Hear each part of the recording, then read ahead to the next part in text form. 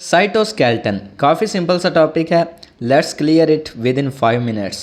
अगर हम डेफिनेशन की बात करें तो जो साइटोस्केलेटन है वो प्रोटीन के जो फाइबर्स मतलब प्रोटीन के जो धागे होते हैं उनका एक नेटवर्क होता है, एक जाल होता है साइटोप्लाज्म के अंदर। तो ये सेल की शेप को मेंटेन रखते हैं, सेल की और ऑर्गेनेल्स की मूवमेंट को कंट्रोल करते हैं, सेल डिवीजन में ये हेल्पफुल होते हैं। इसके अलावा सपोर्ट और ऑर्गेनाइजेशन प्रोवाइड करते हैं। नेक्स्ट हम साइटोस्केलेटन फाइबर्स की अगर टाइप्स की बात करें तो 3 मेन टाइप्स हैं, माइक्रोफिलामेंट्स, इंटरमीडिएट फिलामेंट्स और माइक्रोट्यूब्यूल्स। तो इन्हें वन बाय वन डिस्कस करते हैं विद इन 5 मिनट्स। अगर हम सबसे पहली टाइप की बात करें तो ये है जी माइक्रोफिलामेंट्स। अगर हम इनकी डेफिनेशन की बात करें तो एक तो थिन मतलब बारीक होते हैं, सॉलिड रॉड शेप्ड, एक तो सॉलिड होते हैं, दूसरा रॉड शेप के ये होते हैं। ये फाइबर्स होते हैं जो कि एक्टिन प्रोटीन के बने हुए होते हैं।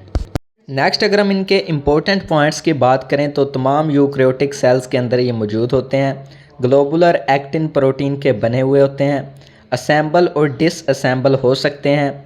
इससे क्या होता है, सेल जो है अपनी शेप को चेंज कर सकता है, मूव कर सकता है।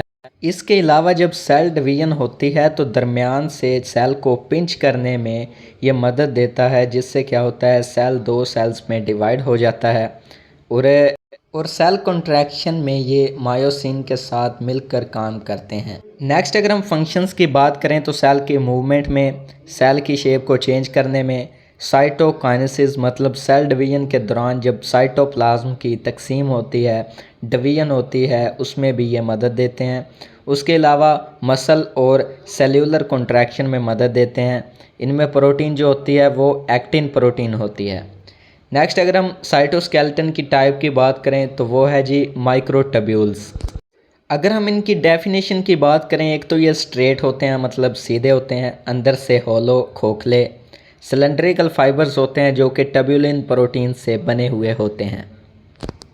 अगर हम इनके इम्पोर्टेंट पॉइंट्स की बात करें तो अल्फ़ा ट्यूबुलिन और बीटा ट्यूबुलिन प्रोटीन से ये बने हुए होते हैं, सेल को शेप और स्ट्रक्चर प्रोवाइड करते हैं और ये हाईवे का काम करते हैं ऑर्गेनेल्स को ट्रांसफ़र करने में, ट्रांसपोर्ट करने में सेल के एक पार्ट से दूसरे पार्ट तक। नेक्स्ट अगर हम इसके मेन कंपोनेंट्स की बात करें तो सिलिया, फ्लैजेला जो कि सेल डिवीजन के दौरान स्पिंडल फाइबर्स की फॉर्मेशन में मदद देते हैं।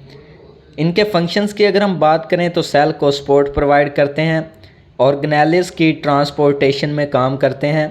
इसके अलावा सिलिया और फ्लैजेला की फॉर्मेशन में मदद देते हैं और सेल डिवीजन के दौरान स्पिंडल फाइबर्स की फॉर्मेशन में अहम रोल प्ले करते हैं।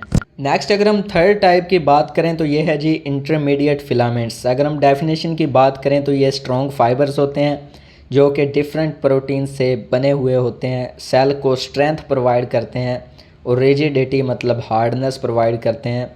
अगर हम इनके इम्पोर्टेंट पॉइंट्स की बात करें तो सिर्फ हायर एनिमल्स में ये मौजूद होते हैं।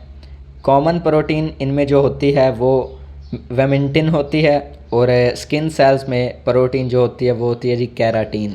नेक्स्ट अगर हम बात करें इनके फंक्शंस की तो सेल की शेप को मेंटेन रखते हैं, रिजिडिटी मतलब सेल की हार्डनेस को मेंटेन रखते हैं, anchor organelles including the nucleus मतलब अपनी जगह पे ऑर्गेनेल्स को फिक्स रखते हैं, जैसा कि न्यूक्लियस अपनी जगह फिक्स है, एंडोप्लाज्मिक रेटिकुलम अपनी जगह फिक्स है, वगैरह वगैरह। अगर हम इनके फंक्शंस की बात करें तो मैकेनिकल सपोर्ट प्रोवाइड करते हैं सेल को, rigidity, hardness, hold organelles in place,